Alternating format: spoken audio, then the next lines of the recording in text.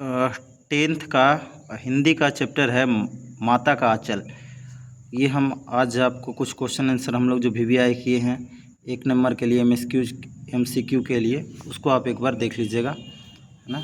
चलिए इसको हम स्टार्ट करते हैं।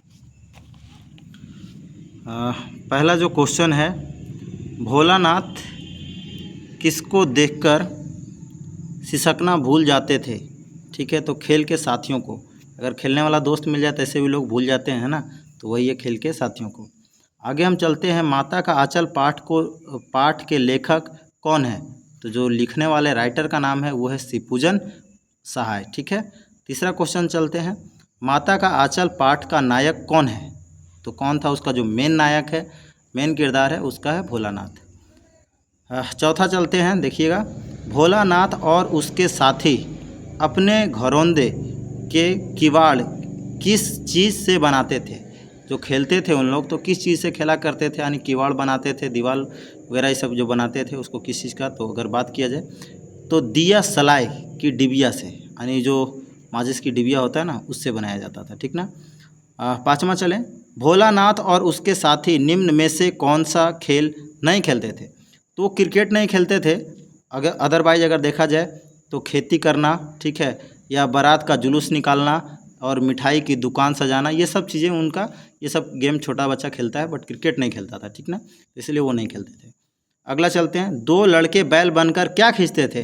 तो मोट खींचते थे। ठीक है, ये था 6 नंबर। अब चलते हैं 7 नंबर, देखिएगा आगे 7 नंबर, बुढ़वा बेईमान मांगे करेला का चोखा कहकर किसे चिढ़ाया करता था।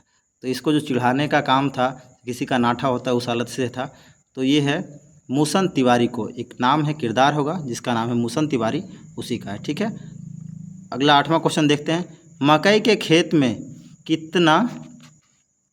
किनका झुंड चर रहा था। यानी उसको जो खेत का मकई खेत कौन सा चर जाता है, तो वो चिड़ियों का झुंड था जो चर रहा था। ठीक है, अब देखना अगला, देखिए 9th, लड़के और खाली जगह पराई पीर नहीं समझते। उसके बीच में जो भराएगा वो भराएगा बंदर। लड़के और बंदर पराई पीर नहीं समझते, यानी दोनों जो होते हैं लड़कपन जैसा बंदर का ही रूप होते हैं छोटे बच्चे। ठीक है, आगे चलते हैं 10वां, जब भोलानाथ चूहे के बिल में पानी डालकर आया उस समय उसकी माँ क्या कर रही थी।